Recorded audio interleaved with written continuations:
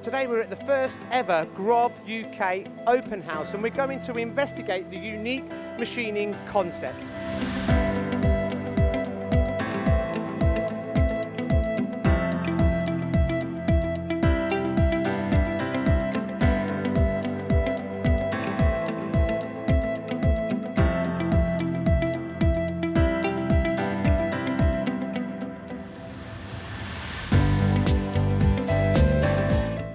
Tobias, massive congratulations on the first Grob open house in the UK. Thank you very much to you. Yeah, it's a pleasure to having you here. No, thank you. Tobias, we're going to be reviewing the G550T and we're quite lucky today and fortunate to be able to see inside the machine. Now, the Grobs are renowned for some unique machining concepts and one of them being the tunnel configuration. Can you give our audience a little bit of a better understanding of how it works and what they're looking at? So the tunnel concept actually is what we have on all our machines. So concept-wise, the structure, how the axes are aligned, is on all our machines, on the 5-axis machines, the same. So what you can see here is actually the tunnel. So where the spindle, as you can see here, is moving in and out, and only the tool itself looks outside into the working area. This gives us a great opportunity to using even really long tools and machining even with tools which are as long as the working space is by itself, but we can use those tools due to the situation that the spindle is outside of the machining area. So to be able to use long tools, such as the ones outside the machine there, in such a small footprint is quite unique. That is absolutely unique, and this is really what sets Grob apart from many other machining concepts out on the market. And as you have mentioned, we have just shown here one of those tools that we can use in this kind of machine on an HSK63. It's tool length up to 700 millimeters, Wow. so it's really remarkable. Now this is not the only benefit of the tunnel configuration and the horizontal machining. It also eliminates or reduces vibration. How does this work? Exactly, because it helps us that we have always from the tip nose of the spindle to the guidance which are running here on the slide.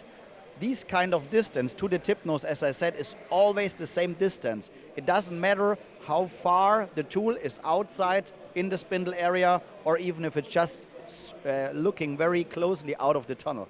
It's very, very impressive. And the other benefits that come from this are obviously tool life longevity. When you're running some of the complex parts that you do on a Grob and the metal removal rates that we've seen on the G350 here today, you need to have tool life longevity, so it goes hand in hand. Absolutely, it will really help our customer to make the most out of it, to have a high quality, a super surface finishing in the end, and even combine it with a long tool life. So in the end, the customer is super happy if we can absorb this kind of damping or vibration out of the system. Now, going to the front end of the machine where the magic happens, now the underside machining, to some engineers in the UK, this may seem scary, but what are the benefits of this?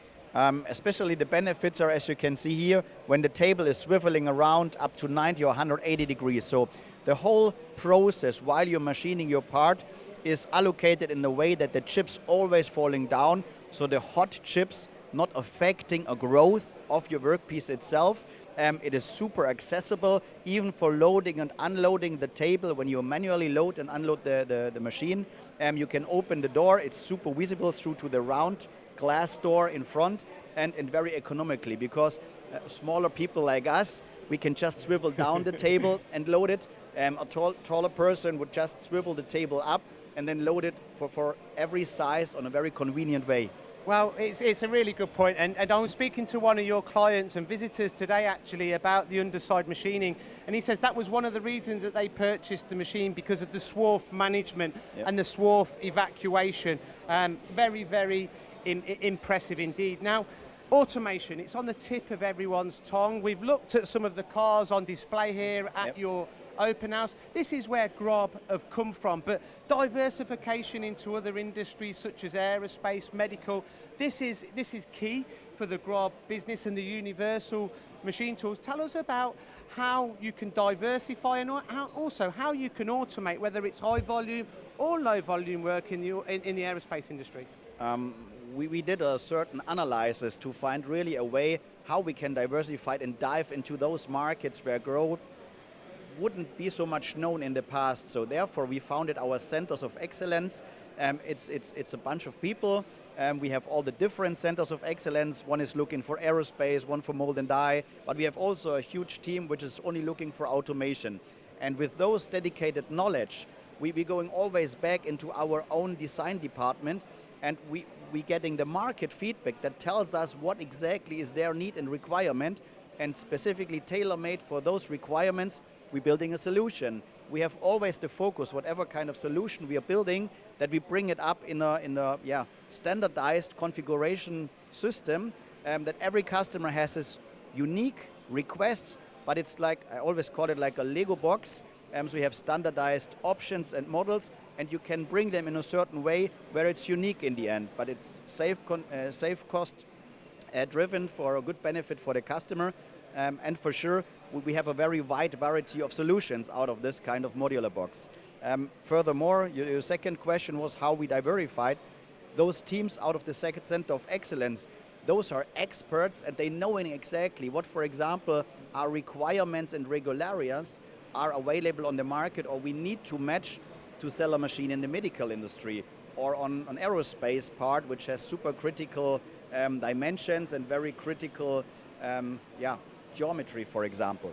And it's so proven from the history in the automotive industry where everything needs to be automated, and it's great to see some of the automation examples that you've got on show this week. Now, finally, really, I just want to touch upon education. How important is this to break down barriers to entry on everything that we've just discussed? Education, I think, is the key, really. It's the education of the people which working in front of the machine, the education also for our design department to really think deeply what our customers are requiring, and then looking for a really good solution to implement a new option, a new requirement into our standardized machine. Not to generate always a special machine out of this. This would consequently mean that the customer has to pay a lot of money because it's super special. So we're always focusing on how can we make a special purpose into a standardized machine. Tobias, absolute pleasure. So there you have it from Tobias, a real education into the Grob technology. Thanks to you. Great to have you here. Thank you. Thank you.